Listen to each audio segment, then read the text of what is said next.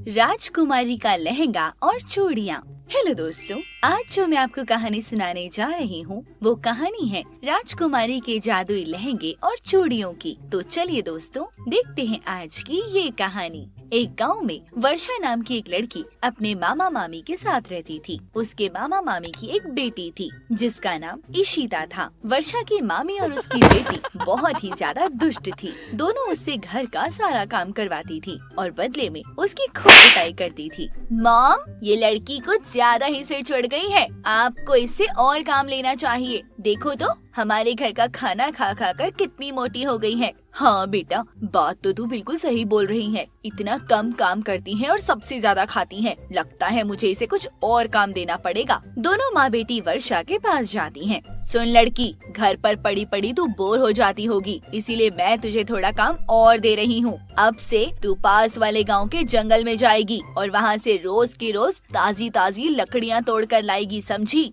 लेकिन मामी जी, जंगल में तो बहुत खतरा होता है, वहाँ बहुत सारे जंगली जानवर रहते हैं। नहीं नहीं मामी जी, मुझे उनसे बहुत डर लगता है। आप मुझे कोई और काम दे दीजिए। अरे ओ महारानी, मैं तुझसे पूछ नहीं रही हूँ, तुझे ऑर्डर दे रही हूँ। इसीलिए चुपचाप जो काम दे रही हूँ वो कर, नहीं तो मार मार कर तेरी खाल उतार दूंगी। उसके बाद वर्षा हर रोज जाकर जंगल से लकड़ियाँ लाती थी और उसके बाद घर का सारा काम करती थी। वहीं दूसरी तरफ दूसरे राज्य में रानी भानुमति रहती थी। भानुमति का एक बेटा था जिसका नाम सूरज था। सुनिए, मेरे बेटे राजकुमार के लिए एक बहुत ही सुशील और संस्कारी बहू लेकर आना जो हमारी बात इस राज्य को ठीक से चला सके। महारानी, आप बिल्कुल सही बोल रही हैं। मैं आज से ही ऐसी बहू की तलाश करता हूँ। राजा अपने गांव में उस राजकुमारी को ढूंढने लग जाते हैं, लेकिन बदकिस्मती से राजा को अपने गांव में कोई लड़की पसंद नहीं आती। उसके बाद राजा रानी दोनों एक जादूगरनी शलाका के पास जाते हैं। अरे महाराज, महारानी जी, आपने यहाँ आने की क्यों तकलीफ की? मुझे बुला लिया होता, मैं 2 मिनट में उड़कर आपके पास आ जाती। नहीं नहीं शलाका, दरअसल हम यहाँ पर एक जरूरी काम से आए हैं। शलाका, हमें तुम्हारी मदद चाहिए। बताइए महारानी, मैं आपकी क्या मदद करूँ? सुनो, हमें अपने बेटे राजकुमार के लिए एक लड़की की तलाश है, लेकिन बहुत कोशिशों के बाद भी मुझे कोई लड़की नहीं मिली। क्या तुम हमारे लिए एक राजकुमारी ढूंढने में हमारी मदद कर सकती हो? जी महाराज, मैं आपकी मदद जरूर करूंगी। उसके बाद जादूगरनी अपने जादू से एक लहंगा और कुछ चूड़ियाँ प्रकट करती है। महाराज, इस लहंगे और इस चूड़ियों को आप नदी के किनारे रख दीजिए। जो भी लड़की सबसे पहले इसे उठाएगी और इन्हें पहनेगी, वही आपके महल की राजकुमारी बनेगी। शलाका की ये बात सुनकर राजा और रानी दोनों खुश हो जाते हैं और उस लहंगे और चूड़ियों को नदी के किनारे रख देते हैं। सुनो सैनिकों, तुम आज से ही इस नदी के किनारे खड़े होकर पता लगाओ कि सबसे पहले किस लड़की ने इस लहंगे और चूड़ियों को हाथ लगाया है। जी महाराज, मैं इसका बिल्कुल ख्याल रखूंगा। राजा रानी अपने महल में चले जाते हैं। अगले दिन, अरे ओ मनहूस, यहाँ बैठकर आराम कैसे फरमा रही है तू? घर में इतना काम पड़ा है, इसको कौन तेरी माँ करने आएगी? मामी जी, मेरी माँ के लिए कुछ ना कहा करें आप। और रही बात काम की, तो मैंने सारा काम कर दिया है मामी जी। घर में कोई काम नहीं है अब। क्या तूने सारा काम कर दिया? पानी कौन तेरा बाप भर कर लाएगा? लेकिन मामी जी, पानी तो मैं सुबह ही ले आई थी। इतनी जल्दी सारा पानी कौन पी गया मामी जी? अच्छा, तो तू अब मेरी माँ से जुबान लड़ाएगी? तुझे एक बार बोल दिया पानी लेकर आ, मतलब पानी लेकर आ। मटका उठाओ, नदी से पानी लेकर आ, समझी? थकी हारी वर्षा तेज धूप में मटका लेकर नदी किनारे पानी लेने जाती है। अरे वाह, नदी का पानी कितना ठंडा ठंडा है। मन तो कर रहा है नदी में थोड़ी देर नहा लूं।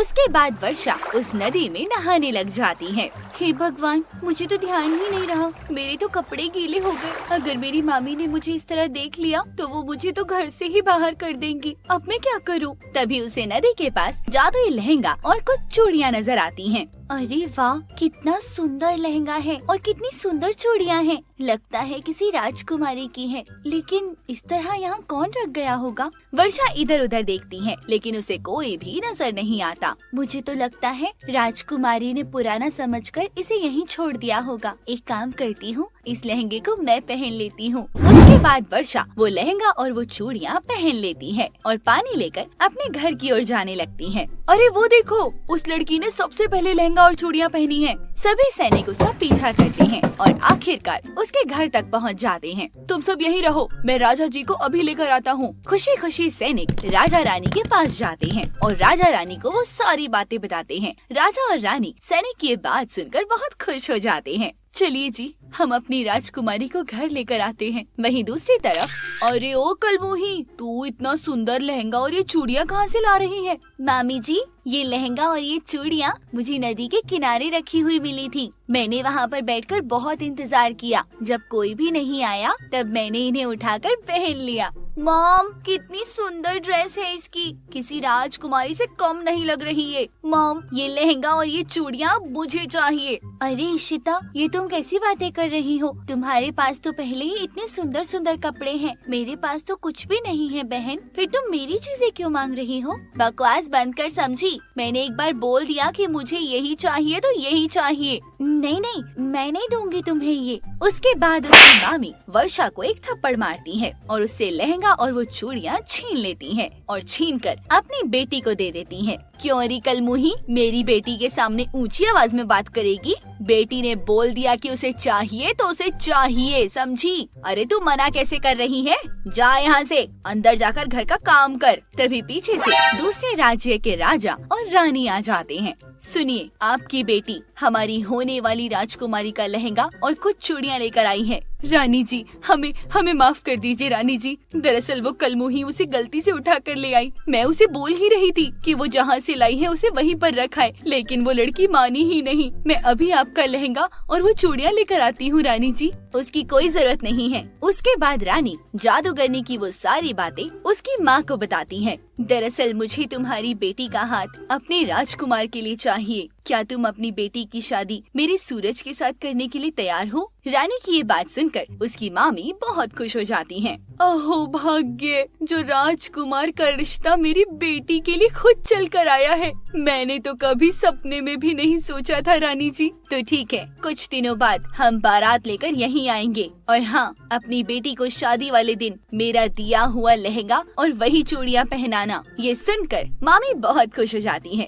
और शादी वाले दिन अपनी बेटी को जादुई लहंगा और चूड़ियाँ पहना देती है। तभी उसकी बेटी के शरीर में आग लगने लगती है। बचाओ माँ, माँ, ये क्या हो रहा है माँ?